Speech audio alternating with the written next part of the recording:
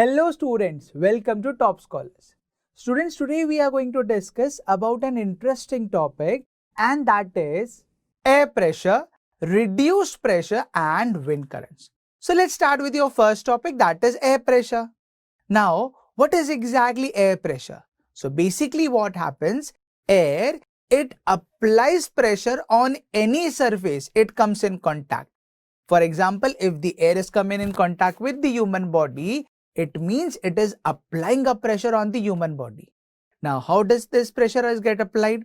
So this pressure is applied because of the air molecules, and this pressure is called as air pressure.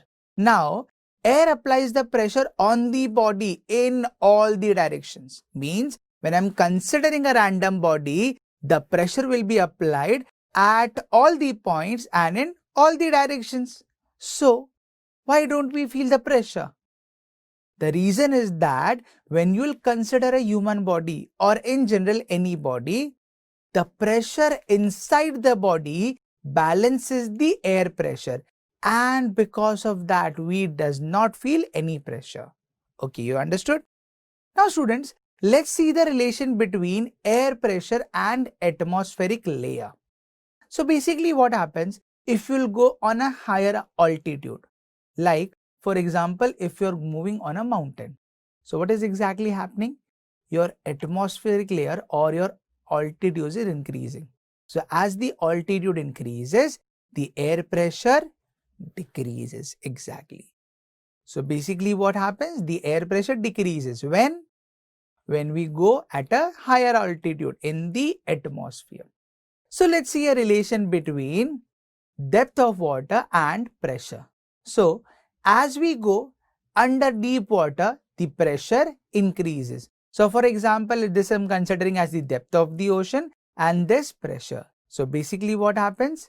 As we go deep down, as the depth increases, the pressure also increases. So while considering air, as we go at higher altitude, pressure decreases. But while considering water, as we go deep, pressure increases. Exactly. So students, let's move on to your next topic, that is application of pressure.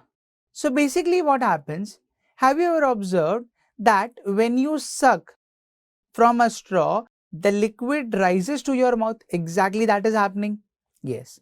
So how does this happen? So what we do, when you try to suck, we create a low pressure in the mouth, and on the surface of the liquid there is atmospheric pressure, and because of that the liquid flows from a higher pressure to lower pressure and we are able to drink water. Okay, so basically what is exactly happening? When you stuck the straw, the air pressure inside reduces. Where inside? Inside the straw, and on the liquid there is atmospheric pressure and the liquid flows from higher pressure to lower pressure. Okay, and this is the reason behind the flow of liquid from the glass to the mouth. Okay. To learn more about this topic, download Toppscholars app.